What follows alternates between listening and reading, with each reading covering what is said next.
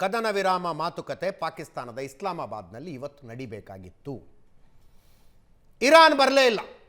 Lebanon ಮೇಲೆ ದಾಳಿ ನಿಲ್ಲಿಸೋ ತನಕ ನಾವು ಬರೋದಿಲ್ಲ ಅಂತ JD ವ್ಯಾನ್ಸ್ ಆಲ್ರೆಡಿ ಪಾಕಿಸ್ತಾನಕ್ಕೆ ಬಂದು ಇಳಿದು ಬಿಟ್ಟಿದ್ದಾರೆ. ಪ್ರೇಮ್ಶೇಖರ್ ಸರ್, ಇದು ಕದನ ವಿರಾಮಕ್ಕೆ ಅಮೆರಿಕದ ಡೆಸ್ಪರೇಷನ್ ತೋರಿಸ್ತಾ ಇಲ್ವಾ?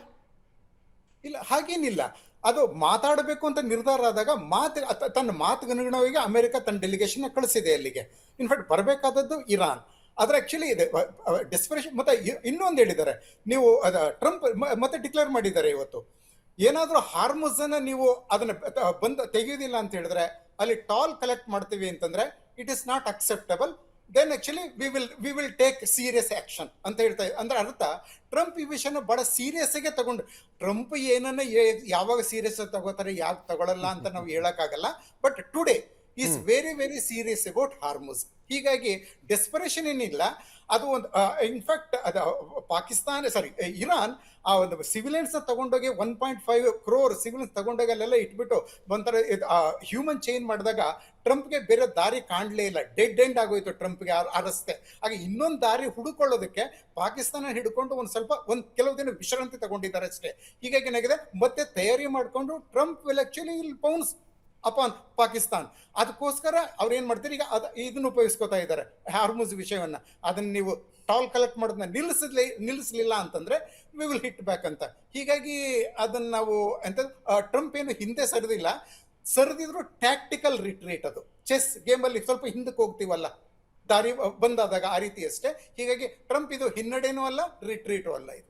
ಬಟ್ ಒಂದು ಸಣ್ಣ ಗ್ಲಿಚಸ್ ಕೂಡ ಅಮೆರಿಕ ಮತ್ತು ಇಸ್ರೇಲ್ನ ಏನೊಂದು ಗೆಳೆತನ ಇದೆಯಲ್ಲ, ಸಾಮರಿಕ ಗೆಳೆತನ ಇದೆ, ಎಷ್ಟು ಅದನ್ನು ರಪ್ಚರ್ ಮಾಡುವ ಸಾಧ್ಯತೆ ಉಂಟಾ?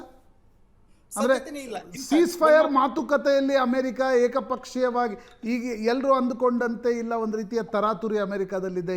ಸಾಧ್ಯ ಆದಷ್ಟು ಬೇಗ ಬೋರಿಯಾ ಬಿಸ್ತರ್ ತೆಗೆದುಕೊಂಡು ವಾಷಿಂಗ್ಟನ್ಗೆ ಹೋಗಬೇಕು ಅನ್ನೋದೇನಿದೆ, ಅದು ಇಸ್ರೇಲ್ನಲ್ಲೂ ಕೂಡ. ಯಾಕಂದ್ರೆ ನಾವು ನೋಡಿದಂತೆ ಕಳೆದ 2-3 ದಿನಗಳಲ್ಲಿ ಇಸ್ರೇಲ್ ಲೆಬನಾನ್ ಮೇಲೆ ನಡೆಸಿರ್ತಕ್ಕಂಥ ದಾಳಿಯ ಭೀಕರತೆ ನಿನ್ನೆ ಏನಿತ್ತಲ್ವಾ, ಅದು ಕದನ ವಿರಾಮ ಎಲ್ಲ ಏನ್ರಿ ಅಂತ ಪ್ರಶ್ನೆ ಮಾಡುವಂತಿತ್ತು. ಎಕ್ಸಾಕ್ಟ್ಲಿ. ಆಕ್ಚುಲಿ ನಿಮ್ಮ ಮಾತನ್ನ ವಾಲ್ ಸ್ಟ್ರೀಟ್ ಜರ್ನಲ್ ಸಹ ಕೇಳ್ತು. ಎಸ್, ಬಹಳ ಸೀರಿಯಸ್ ಆಗಿ ಬರೆದಿದ್ದಾರೆ. ಇಸ್ರೇಲ್ ಅನ್ನ ಕನ್ಸಿಡರ್ ಮಾಡದೇನೆ ಏಕಪಕ್ಷೀಯವಾಗಿ ಕದನ ವಿರಾಮಕ್ಕೆ ಒಪ್ಕೊಂಡ್ಬಿಟ್ಟಿದ್ದಾರೆ ಅಂತ. ಪ್ರಿಮೇಚೂರ್ ಅಂತ ಹೇಳ್ತು. Word they use premature. ಆಗ ಟ್ರಂಪ್ ಏನ್ ಹೇಳಿದ್ರು ಗೊತ್ತಾ, Wall Street Journal will have to eat its own word ಅಂತ. ಅದರ ಅರ್ಥ ಇದು ಪ್ರಿಮೇಚೂರ್ ಅಲ್ಲ, ನಾವು ನಾವು ಪ್ಲಾನ್ ಮಾಡ್ಕೊಂಡೇ ಮಾಡಿದ್ದೀವಿ, ನಾವು ಇಸ್ರೇಲ್ನ ಬಿಡೋದಿಲ್ಲ. ಇಸ್ರೇಲ್ ಆಕ್ಚುಲಿ ಲೆಬನಾನ್ ಮೇಲೆ ದಾಳಿ ಮಾಡೋದ್ರ ಬಗ್ಗೆ ನಮ್ಗೆ ವಿರೋಧ ಇಲ್ಲ. ಈಗ ಕಡಿಮೆ ಮಾಡಿ ಅಂತ ಹೇಳಿರ್ಬೋದು ಅಷ್ಟೇ, ಆದ್ರೆ Israel has got every right to take care of its security in Lebanon. ಅದನ್ನ ಅಂತ ಹೇಳ್ಬಿಟ್ಟಿದ್ದಾರೆ ಈಗಾಗಲೇ. ಹೀಗಾಗಿ ಏನಾಗಿದೆ, ಆಕ್ಚುಲಿ ಟ್ರಂಪ್ ಈ ವಿಷಯದಲ್ಲಿ is very serious. Well, still let's wait till tomorrow morning.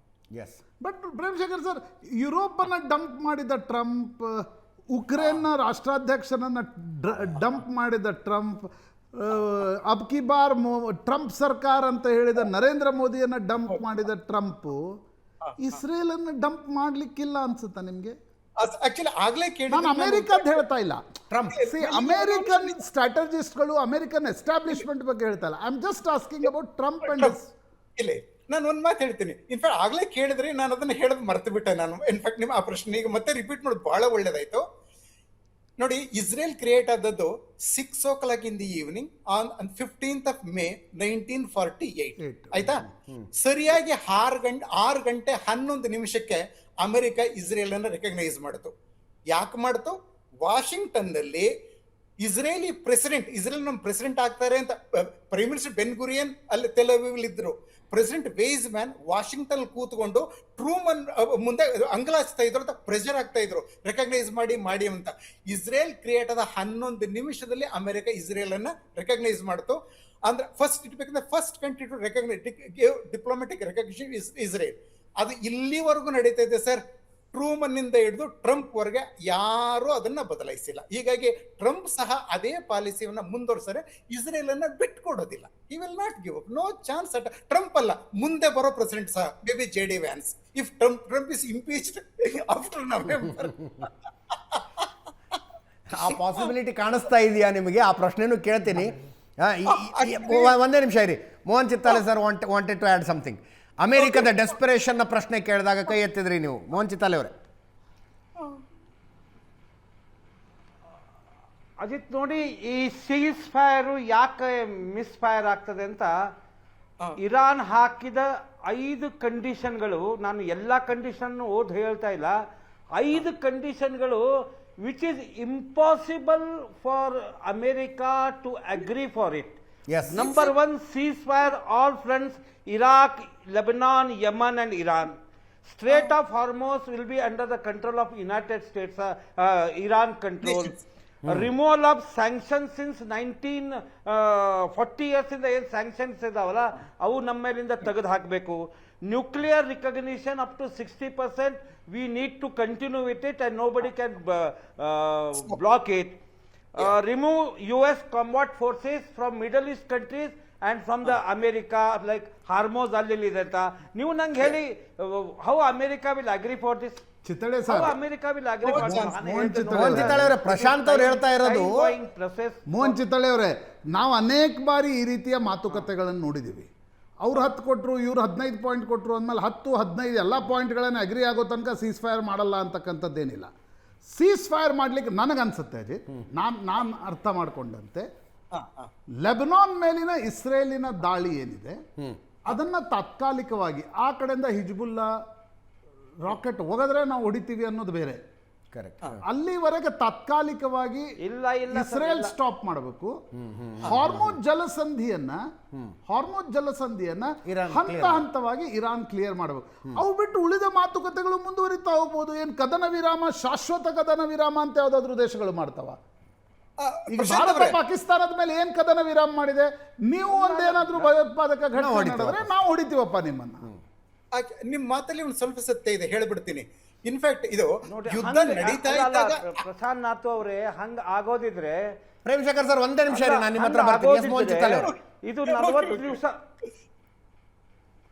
40 ದಿವಸದೊಳಗೂ ಇದು ನಡೀತಾ ಇದ್ದಿದ್ದಿಲ್ಲಲ್ಲ. ಇಷ್ಟು ಡಿಸ್ಟ್ರಕ್ಷನ್ನು, ಇಷ್ಟು ಅಬ್ಸ್ಟ್ರಕ್ಷನ್ನು, ಇಷ್ಟೆಲ್ಲ ಸರ್ವನಾಶ ಸತ್ಯಾನಾಶ ಮಾಡಿ ನಮಗೆ ಸಿಲಿಂಡರ್ದೆಲ್ಲ ಕೊರತೆ ಮಾಡಿ ನೋಡಿ sir. America had a plan with A all out plan. as ಅವ್ರು ಟಯರ್ಡ್ ಆಗಿತ್ತು, they have taken A temporary relief. May be Iran may be doing the nuclear programming again. America is also planning something inside this. Like this, the supreme power like America will not come back like this. ಆದರೆ ಅವರು ಒಂದು ತೋರಿಸ್ತಾರೆ, ನೀವು ಕರೆದ್ರಿ, ನಾವು ಪಾಕಿಸ್ತಾನಕ್ಕೆ ಬಂದ್ವಿ, ಆ ಪಾಕಿಸ್ತಾನ ನಮ್ಮ ಲೆವೆಲಿನ ಕಂಟ್ರಿ ಇಲ್ಲ, ನಾವು ಬಂದು ಕುತ್ಕೊಂಡ್ವಿ, ನೀವು ನಂಗೆ ಬಂದಿಲ್ಲ, ನೀವು ಬಂದಿಲ್ಲ ಅಂತ ಅಂದಾಗ ನಾವು ನಿಮಗೆ ಇನ್ನು ಅಟ್ಯಾಕ್ ಮಾಡಬೇಕಾಗ್ತದೆ. ಅದು ಬಿಟ್ಟರೆ ಬೇರೆ ದಾರಿ ಇಲ್ಲ. Once for all this war should end sir. Once for all Iran has to be finished off, or America has to be finished off. In between ಎಷ್ಟು ದಿವಸ ಅಂತ ನಡೆಯೋದಿದೆ ಹಿಂಗೆ? How many years this will continue? Bharat Pakistan ಮಧ್ಯೆ ನಡೀತಾ ಇಲ್ವಾ? America has planned something. Bharat Pakistan ಮಧ್ಯೆ ನಡೀತಾ ಇಲ್ವಾ?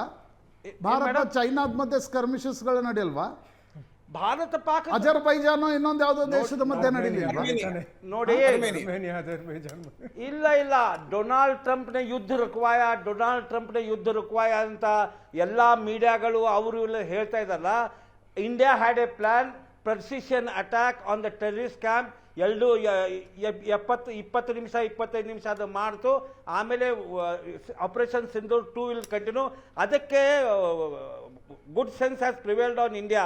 ನಾವು ವರ್ಲ್ಡ್ ಪ್ರೆಷರ್ನಲ್ಲಿ, ಅಪೋಸಿಷನ್ ಪ್ರೆಷರ್ನಲ್ಲಿ ಆಪ್ನಿ ಉಧರ್ ಕ್ಯೂ ಅಟ್ಯಾಕ್ ನೈ ಕಿಯಾ, ಇದರ್ ಕ್ಯೂ ನೈ ಅಟ್ಯಾಕ್ ಅಂತಲ್ಲ. ಹಂಗೆ ಮಾಡಿದಾಗ ಅಮೆರಿಕಾ ಕೂಡ ಆಲ್ಸೋ ಅವ್ರದ್ದೇನಿತ್ತು, ರಿಜಿಮನ್ನ ಲೀಡರ್ಗೆ ವಾಪಸ್ ಬರ್ಬೇಕಂತ ಅದಕ್ಕೆ ಮಾಡೋ. ಇಲ್ಲ, ಆ ವಿಷಯ ಮಾತಾಡೋಣ ಬಿಡಿ, ಭಾರತ ಪಾಕಿಸ್ತಾನದ ಮಾತಾಡೋಣ. ಎಸ್ ಪ್ರೇಮಶೇಖರ್ ಸರ್, ಕೌಂಟರ್ ವೇಟ್ ಅನ್ನುವ ರೀತಿಯಲ್ಲಿ ಕಂಡೀಷನ್ ಇಟ್ಕೊಂಡಿರೋದು ಅಷ್ಟೇ. ಅದನ್ನ ಈಗ ಸದ್ಯಕ್ಕೆ ಹೆಂಗೆ ಅಂದ್ರೆ, ಆಯ್ತಪ್ಪ ಹಾರ್ಮೂಜನ್ನ ನಾವು ಕ್ಲಿಯರ್ ಮಾಡ್ತೀವಿ ಅಂತ ಇರಾನ್ನವ್ರು ಒಪ್ಕೊಳ್ಳೋದು, ಲೆಬನಾನ್ ಮೇಲೆ ಈಗ ನಾವು ದಾಳಿ ಮಾಡಲ್ಲ ಬಟ್ ಹಿಜ್ಬುಲ್ಲಾ ಕಡೆಯಿಂದ ದಾಳಿ ಆದ್ರೆ ಬಿಡೋದಿಲ್ಲ ಅಂತ ಇಸ್ರೇಲ್ ಒಪ್ಕೊಳ್ಳೋದು, ಉಳಿದಿದ್ದ ವಿಷಯ ಆ ನಂತರ ಮಾತಾಡೋಣ ಅಂತ ಕದನ ವಿರಾಮವನ್ನು ಜಾರಿಗೊಳಿಸೋದು, ಈ ಸಾಧ್ಯತೆ ಇನ್ಫ್ಯಾಕ್ಟ್ ಪ್ರಶಾಂತ್ ಅವ್ರು ಹೇಳಿದ್ರಲ್ಲ, ಆಗ್ಲೇ ನನ್ಗದು ಆ ವಿಷಯ ಹೇಳಬೇಕು ಅನ್ನಿಸ್ತು. ಇನ್ಫ್ಯಾಕ್ಟ್ ಪ್ರಶಾಂತ್ ಅವ್ರು ಹೇಳಿದ, ನೀವು ಅದನ್ನೇ ಮತ್ತೆ ರಿಪೀಟ್ ಮಾಡೋದ್ರಲ್ಲಿ ಸತ್ಯ ಇದೆ. ಯಾಕಂದ್ರೆ ಈ ಲೆಬನಾನ್ ವಿಷಯ ದೊಡ್ಡದಾಗಿ ಬರ್ತದೆ ಅಂತ ಇಸ್ರೇಲ್ ಎಕ್ಸ್ಪೆಕ್ಟ್ ಮಾಡಿತ್ತು. ಅದರಿಂದ ಅದು ಏನ್ ಮಾಡ್ತಾರೆ ನೋಡಿ, ಕಳೆದ 39 ದಿನಗಳಲ್ಲಿ ಲೆಬನಾನ್ ಮೇಲೆ ಯಾವ ಪ್ರಮಾಣದ ದಾಳಿ ಆಗಿರಲಿಲ್ಲ. ಒಂದೇ ನಿಮಿಷ ಮೋಹನ್ ಚಿತ್ತಾಲೆ ಅವರು ಒಂದೇ ನಿಮಿಷ ಇರಿ. ಪ್ರೇಮ್ ಶೇಖರ್ ಅವ್ರದ್ದು ಒಂದು ಮಾತು ಮುಗಿಲಿ ಪ್ಲೀಸ್. ನಾನು ಮುಗಿಸ್ಬಿಡ್ತೀನಿ, ಆಮೇಲೆ ಮಾತಾಡೋದು ನಿಮ್ಗೆ ಫುಲ್ ಅವಕಾಶ ಕೊಡ್ತಾರೆ ಅವರು, ಆಯ್ತಾ? ಅವ್ರನ್ನ ನಂಬಹುದು ನಾವು, ಅವಕಾಶ ಕೊಡ್ತಾರೆ ಅವಾಗ, ಆಯ್ತಾ? ಆಗ ಲೆಬನಾನ್ ವಿಷಯ ಬರ್ತದೆ ಅಂತ ಇಸ್ರೇಲ್ ಎಕ್ಸ್ಪೆಕ್ಟ್ ಮಾಡಿತ್ತು ಅಂತ ಅನ್ಸುತ್ತೆ. ಹೇಗೆ ಅಂತ ಹೇಳಿದ್ರೆ 39 ದಿನಗಳ ಯುದ್ಧದಲ್ಲಿ ಲೆಬನಾನ್ಗೆ ಆಗದೇ ಇದ್ದಷ್ಟು ಹಾನಿಯನ್ನ ಕದನ ವಿರಾಮ ಘೋಷಣೆಯಾದ 12 ತಾಸುಗಳಲ್ಲಿ ಕೇವಲ 10 ನಿಮಿಷಗಳಲ್ಲಿ 160 ದಾಳಿಗಳನ್ನ ಇಸ್ರೇಲ್ ಮಾಡ್ತು. ಆ ಪ್ರಮಾಣದ ದಾಳಿ ಯಾವತ್ತೂ ಆಗಿಲ್ಲ. ಅಂದ್ರೆ ಇವನ್ ಲೆಬನಾನ್ ನಲ್ಲಿ ನ್ಯಾಷನಲ್ ಮೌರ್ನಿಂಗ್ ಆಚರಿಸಿದ್ರು. ಅಂದ್ರೆ ಮತ್ತೆ ಇದು ಲೆಬನಾನ್ ಎಳತ್ತಂದು ನನ್ನ ಕೈನ ಕಟ್ಟಾಕಕ್ಕೂ ಮೊದಲೇ ಎಷ್ಟು ಸಾಧ್ಯವೋ ಅಷ್ಟು ಹೊಡೆದು ಬಿಡೋಣ ಅಂತ ಇಸ್ರೇಲ್ 10 ನಿಮಿಷದಲ್ಲಿ ದೊಡ್ಡ ದಾಳಿ ಮಾಡಿದೆ, ಆಯ್ತಾ? ಸೊ ಹೀಗಾಗಿ ಏನಾಗಿದೆ, ಸೊ ಇನ್ನು ಲೆಬನಾನ್ ಅಲ್ಲಿ ಇಸ್ರೇಲ್ ಸ್ವಲ್ಪ ತಣ್ಣಗಾಗಿ ಕೂತ್ಕೋಬಹುದು, ನನ್ನ ಕೆಲಸ ನಾ ಮಾಡಿದ್ದೀನಿ, ಒಂದು ವಾರಕ್ಕಾಗೋದನ್ನ ಈಗಲೇ ಮಾಡಿದ್ದೀನಿ ಅಲ್ಲ ಬಿಡು ಅಂತ ಇಸ್ರೇಲ್ ಸ್ವಲ್ಪ ಟ್ರಂಪ್ ಮಾತಿಗೆ ಬೆಲೆ ಕೊಟ್ರೀತಿ. ನೀವೇ ಹೇಳಿದ್ರಿ ಅಂತ ಕಾಣುತ್ತೆ, ನಾ ಹೊಡೆದಂಗ ಮಾಡ್ತೀನಿ, ನೀ ಅತ್ತಂಗ ಮಾಡು ಅಂತ ನೀವ್ಯಾರು ಹೇಳಿದ್ರಲ್ವಾ? ಆ ರೀತಿ ಟ್ರಂಪ್ ಮತ್ತೆ ಇಸ್ರೇಲ್ ಮಾಡ್ಕೋತವೆ. ಒಟ್ಟು Israel has achieved its goal, most of its goal. Litani river ನ ಕ್ರಾಸ್ ಮಾಡ್ಕೊಂಡು ಹೋಗಿದೆ. ಹೀಗಾಗಿ ಏನಾಗಿದೆ, ಇನ್ನೊಂದು ಚಾನ್ಸ್ ಸಿಕ್ಕಿದಾಗ one more round, that's all, it will reach Beirut. Yes sir, yes. ಈಗ ಚಿತ್ತಾಲಿ ಅವರೇ ಮಾತಾಡಿ, ನೀವು ನಾವೆಲ್ಲ ಕೇಳ್ತೀವಿ ಖುಷಿಯಿಂದ. ನಾವು ಕೈ ಕಟ್ಟು ಬಾಯಿ ಮುಚ್ಚಂತ ಹಾಕೊಂಡು ಕೇಳ್ತೀವಿ ನಿಮ್ಮ ಮಾತನ್ನ. ಹೇಳಿ ಚಿತ್ತಾಲಿ ಅವರೇ. ಹಾ ಹೇಳಿ ಸರ್. ನೋಡಿ, ನಾವು ಮತ್ತೆ ನೀವು ವಿಚಾರ ಮಾಡೋದು ಹಾರ್ಮೋಸ್ ಅನ್ನ ಓಪನ್ ಮಾಡಬೇಕು ಇಂಡಿಯನ್ ಪಾಯಿಂಟ್ ಆಫ್ ವ್ಯೂ ನಲ್ಲಿ. ಅಜಿತ್, ನಿಮ್ಮ ಆರ್ಗ್ಯುಮೆಂಟ್ ರೆಡಿ ಇದೆ. We all want that Hormuz to be open without toll. ಆದರೆ ವಿದೌಟ್ ಟೋಲು ಇನ್ನು ಇರಾನ್ ಮಾಡಲ್ಲ. The petrol prices will increase in ಭಾರತದಲ್ಲಿ. ಪೆಟ್ರೋಲ್ ಪ್ರೈಸ್ ಇನ್ಕ್ರೀಸು 4ನೇ ತಾರೀಕು ಆದಮೇಲೆ, ಇಲ್ಲ 29 ಲಾಸ್ಟ್ ಫೇಸ್ ವೋಟಿಂಗ್ ಆದಮೇಲೆ ಆಗೇ ಆಗ್ತದೆ. ಆದರೆ ಟೋಲ್ ಹಾಕಿ ಏನಾದರೂ ಪೆಟ್ರೋಲು ಮತ್ತು ಡೀಸೆಲ್ ಮತ್ತು LPG ಬರೋದಾದರೆ that increase will be about 50 rupees 60 rupees ಹಿಂಗೆ ಆಗ್ತದೆ. ಹಿಂಗಿದ್ದಾಗ $1 ಬ್ಯಾರೆಲ್ಗೆ $1 ಕೇಳ್ತಾ ಇದ್ದಾರೆ ಅಷ್ಟೇ ಅವರು. ಯಾವುದು ಯುದ್ಧ ಶುರುವಾಗೋದಕ್ಕೆ ಅಮೆರಿಕಾಗೆ ಅಷ್ಟೇ, ಅಮೆರಿಕಾಗೆ $74 ಅಷ್ಟೇ ಅಷ್ಟೇ ಅಷ್ಟೇ. ಇಲ್ಲ ಪ್ರೈಸ್ ಡೆಫಿನೆಟ್ಲಿ ವಿಲ್, ಯಾಕಂದ್ರೆ ಟೋಲ್ ಅಷ್ಟಿದೆ ಅದು ಅಮೆರಿಕಂದು. ಇಲ್ಲ, America is also claiming toll. ಒಂದು ಬ್ಯಾರೆಲ್ಗೆ $1 ಕೇಳ್ತಾ ಇದ್ದಾರೆ ಅವರು ಅಷ್ಟೇ. ಇಲ್ಲ, you have to research again, ಯಾಕಂದ್ರೆ ಅಷ್ಟಿಲ್ಲ, ಜಾಸ್ತಿ ಇದೆ. I have done it sir. I get back to ಅದು ಪ್ರಶ್ನೆ ಇಲ್ಲ. 55 ಪೈಸೆ ಜಾಸ್ತಿ ಆಗುತ್ತೆ. ಹಾ, ನೀವು ಟೋಟಲ್ ಲೆಕ್ಕ ಹಾಕಿದ್ರೆ ಪೆಟ್ರೋಲು ಡೀಸೆಲ್ 55 ಆಗುತ್ತೆ. ಅದು ರಿಫೈನರಿ ಆಗಿ ಎಲ್ಲ ಆಗಿ ಮಾರ್ಕೆಟಿಗೆ ಬರಬೇಕಾದ್ರೆ ಎಷ್ಟಾಗ್ತದೆ ಸರ್? ಅದು 50 ಪೈಸೆ. 20 ಮಿಲಿಯನ್ ಬ್ಯಾರಲ್ಸ್ ಆಫ್, ಅದಕ್ಕೆ ಏನಾಗಿದೆ ಅಂತಂದ್ರೆ 20 million barrels of oil, crude oil pass ಆಗುತ್ತಂತೆ ಆನ್ ಅನ್ ಆವರೇಜ್ ಹಾರ್ಮುಜ್ ಜಲಸಂಧಿಯಿಂದ. ಅವರು $20 ಮಿಲಿಯನ್ ಪರ್ ಡೇ ಕೇಳ್ತಾ ಇದ್ದಾರೆ. ನಿನ್ನಿಂದ ಅಲ್ಲ ಸರ್, ಈಗ ನಿನ್ನಿಂದ starting from the day 1 of the ಏನು ಪೀಸ್ ಅಂತ ಹೇಳ್ತಾ ಇದ್ರಲ್ಲ, ಅಲ್ಲಿಂದ ಎಷ್ಟು ಹಡಗುಗಳು ಪಾಸ್ ಆಗಿದಾವೆ? ಅಟ್ ಅನ್ ಎವರೇಜ್ 6-7 ಆಗ್ತಾ ಇದಾವೆ. 126 ಹಡಗುಗಳು ಪಾಸ್ ಆಗ್ಬೇಕಾದ್ರೆ this issue has to be this issue has to be solved immediately. ಅದಕ್ಕೆ ನಾಳೆ ಇರಾನ್ ಬರಬೇಕು, ಅಮೆರಿಕ ಒಪ್ಪಬೇಕು, ಇದೆಲ್ಲ ಆಗ ಹೋಗ್ತದೆ ಅಂತ ಇಲ್ಲ ಸರ್. ಇದರಲ್ಲಿ America and Israel is playing a very tactical role in this. I know that what will happen, but I should not predict ಏನು ಆಗ್ಬೋದು ಅಂತಂದ. ಆದರೆ this has to be taken to the international community. ಅದು ಹೆಂಗ್ ಮಾಡ್ತಾರೆ? Not Pakistan but some other countries have to join in this, specially China, Russia and India. ಇದನ್ನ solve ಮಾಡಬಹುದು sir. Pakistan ಕೈಯಲ್ಲಿ ಇದು they will be only courier boys and middle path ತೆಗಿಲಿಕ್ಕೆ ಪಾಕಿಸ್ತಾನ ಕಡೆಯಿಂದ ಆಗಲ್ಲ ಅಂತ ನನ್ನ ಅನಿಸಿಕೆ ಸರ್.